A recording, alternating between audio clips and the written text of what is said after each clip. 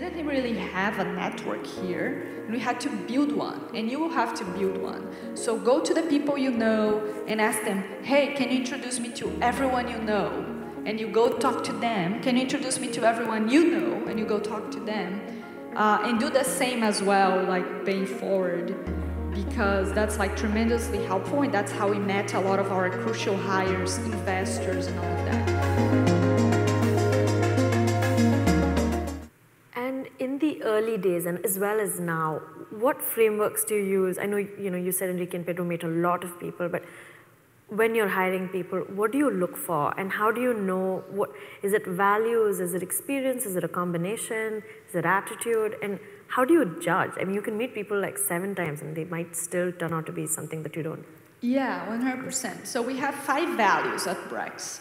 And we thought that we were very intentional about setting our culture. It was not something that was done overnight. It took a long time, tons of meetings, tons of understanding ourselves and understanding how our team perceives the company and what they like, and etc.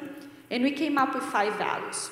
One is customer focus, which is the most important one, because as the founder of Walmart says, there's only one boss, and that's the customer, and he can fire everyone, like all of your extremely smart team, he can fire like this by just choosing to spend his money somewhere else. And that's so true, and everything we do is we focus on our customer. So that's number 1. 2 is dream big, so someone who's ambitious. You can look at the delta, right? From, with what was given to that person, what did they do career-wise, what are their aspirations, and we want someone who's ambitious for themselves and will be for the company as well. So that's dream big. 3 is be a fixer, and I have a funny story to tell in a bit, but this means, there will be a lot of excuses to just give up when you're doing a company, right? It's not easy at all, and if you stop at every challenge, then you won't make it happen ever. So fixers are people who don't take no for an answer and just go find a way to get the job done. So that's what we call be a fixer. Then we have owner's mentality. Treat it as your own. Like people at BREX, like they have equity and etc. In the company. And we want an attitude where there's no such thing as not your problem. If it's, for the benefit of the company, we want, you want you to do something about it, and these people just come with this owner's mentality, as we call it. And 5 is seek truth. So, try to understand the business really well, what you're doing really well, how the industry works, so that you can make decisions on your own and back them. Even if they don't end up working out, instead of just relying on your manager or on the founders or etc. So we have these 5 values. We have ways to test for it. We have interviews just about testing for our culture and our values. And this is things that we don't compromise on.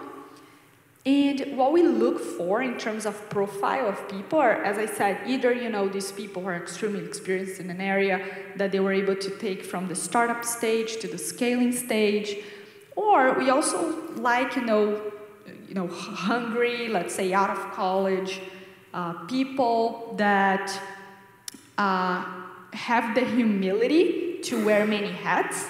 So, at the time, sure, I was doing some finance and then sales, but I was also the office manager, because someone had to replenish the water, go find the office when it was time to get our first office, fix the coffee machine, do all of these things. So people who have the humility to wear many hats, right? When I was felt like I was figuring out sales, they threw me at customer support. And I went on to, from zero, build the customer support.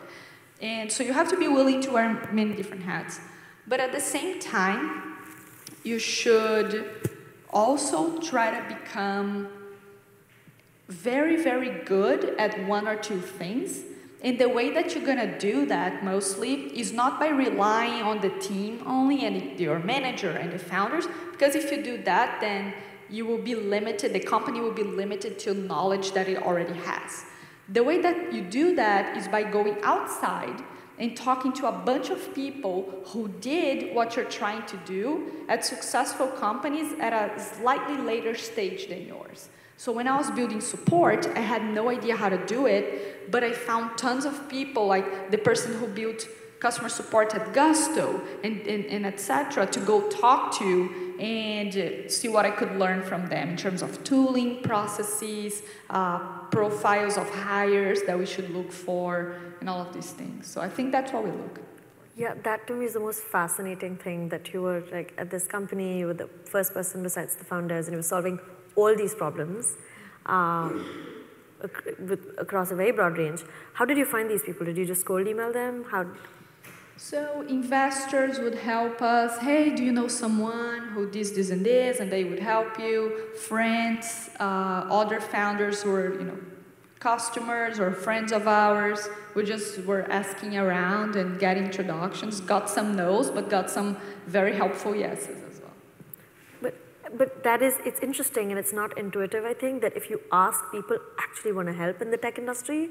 Did you find that, that was true, that people are willing to talk, are willing to teach you? Yeah, they were. They were willing to talk. And with, at the time, we were nothing.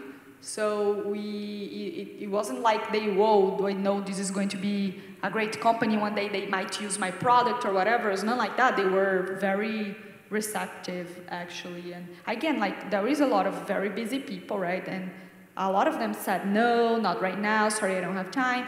But at the very least, most of the times, they wouldn't, for example, take it themselves, but would get the person immediately below them to help, which was also tremendous help.